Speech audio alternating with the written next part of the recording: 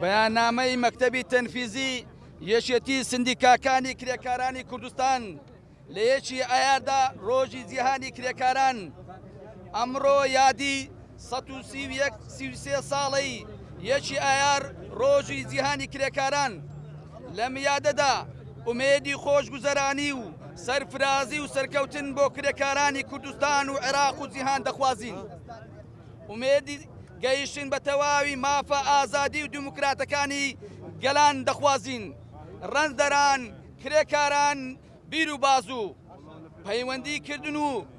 کۆبوونەوە بە ڕێخستنەکانی ڕێزەکانی سندیکاکانی کرێکاران و پیشەکانیانەوە هێزی پێویست دەدات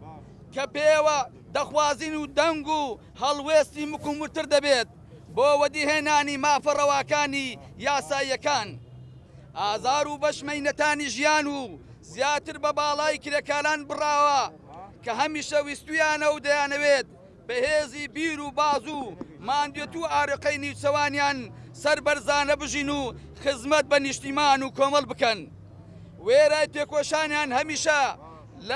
هەمیشە لەلایەن زۆرینەی خاوەنکارەکانیان ئازار و چەشنە و ستەم لێکراون. لە کوردستاندا کرێکارانی کوردستان وێرای ئەرچی پێدانی پەیداکردنی نان و دابینکردنی بژێوی گوزەران و نیشتیمان پەروەری و خەبات و گیانفیداییان لە پێناوی ئازادی و بەرگریدان لە بوون و زیاتر بەسڕینەوەی ناسنامەی نەتەوەی نیشتیمانیان لەلایەن دوژمنانی مرۆڤ و داگیرکەرانەوە هەمیشە وەک پێشمەرگەی سەنگەری شۆڕژێری و ئاوەدانکردنەوە پێشکەوتنی وڵات و ئەرچی پێشینەوەیان لە پێشەوەدا بووە. ئەم یادەدا زارێکی تر داواکاری لە حکوومەتی هەرێمی کوردستان بەچاو قشاندنەوە بە موچە و گوزەرانی هەموو ئەو موچە خۆرانە و کەوا ناهاوسەنجی لە داهاتیاندا هەیە بە خانە نشین و کەم موچەکانیشانەوە کە بگونجێت لە نرخی بازاردا بۆ هەموو ئەوانش کەوا دامەزراون لە کاردا نین. هیچ داهاتێکیان دەست ناکەوێت کاری زیدی بکرێت بۆ چارەسەرکردنی سەختی بژێویان. ڕەنگە لەم قۆناغەدا باشترین چارەسەر چاودێری ورد و کۆنتترۆلی نرخی بازارە لە هەموو جۆرە کاڵا و دەرمان و چارەسەری پزیشکی و گرنجیدان بە تەواوی بە نەخۆشخانە و حکومیەکان و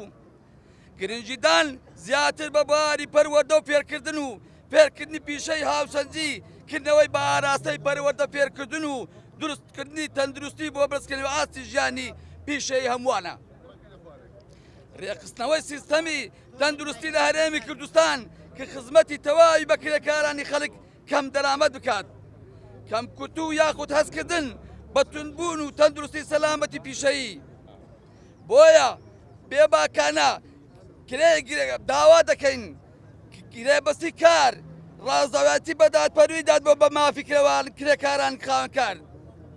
دابینکردنی ناسنامەی دەستەبەرکردنی بۆ کرێکارانی دەستەبەرکراو، گرنجیدان زیاتر بە لیژنەکانی پشکنینی کار، گرنجیدان بە کرێکارانی ناخەوە و کەمکردنەوەی کرێکارانی بیانی،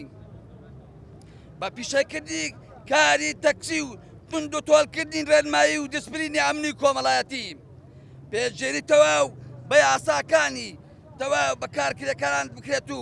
جێبەجێکردنی هەردوو مادەی نۆی دەستەبەری بۆ کرێکارانی خاوەنکار و هەروەها مادەی دا بە مافی دەستەبەرکردنی بێکار بۆ کرێکارانی دەستەبەرکراوە. لە یاسای ژمارە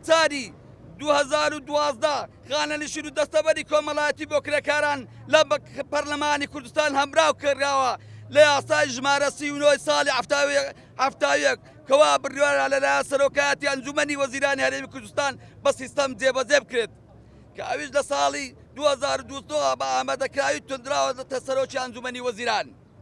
داواکارین لە تەواوی خاوەنکارەکان بەستەبەرکردنی هەموو ئەو کرێکارانەی لەلایەن کار دەکەن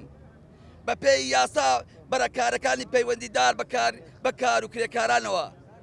داواکارین لە حکوومەتی هەرێمی کوردستان و پەرلەمانی کوردستان کاری زیدی بکرێت لە دەرکردنی یاسای نوێی کار پەیوەندی بە کار و کرێکاران و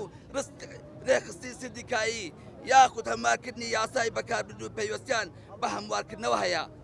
سەرکەوێ خەباتی کرێکاران لە پێناو وەدیهێنانی مافەڕەواکانیان نابۆ تەوسانەوە برۆڤ نالایەن مرۆڤەوە مەکتەبی تلفزیۆنی سندیکاکانی کوردەکانی کوردستان یەکی ئارە 2009 لەم بۆنا هەموو کرێکارانی کوردستان دڵنیاکەینەوە سەرجەم فراکسیۆنە جیاوازەکان قسە لەوە کراوە هەر قانونێک خزمەت بە توێژی کرێکارکە بە وەرگرتنی ڕێی کرێکاران و سندیکاکان و ئەو خەڵکەی شارەزان دڵنیا بن لەوەی هیچ قەلەق مەبن پەرلەمان بە سەرجەم فراکسیۆنەکانەوە پشتیوانی چینی کرێکارانەکە بۆ ئەو کۆمەڵی کێشەی زۆری هەیە لە بیرکردنەوە لەو زەمانە ئیجتیماعیەی کە هەیە کاتی کار دەوامی کار زەمانەتی کار هەموو ئەوانە بیرمان لێ کردووەتەوە و دڵنیا بن ئەو قانونانەی کە دەرەچێت لە پەرلەمان بەڕاوێژ لەگەڵ خۆتان نابێ و لە ڕێگەی وەزارەتی کار و بکاروباری کۆمەڵایەتی و لە ڕێگەی ئەنجومەنی وەزیرانیش هەوڵە دەین باشترین تەنسیقکەین بۆ جێبەجێکردنی قانونەکان بۆیە دڵنیا بن هەموو فراکسیۆنەکان پشتیوانی ئەم کەیسە ئێوە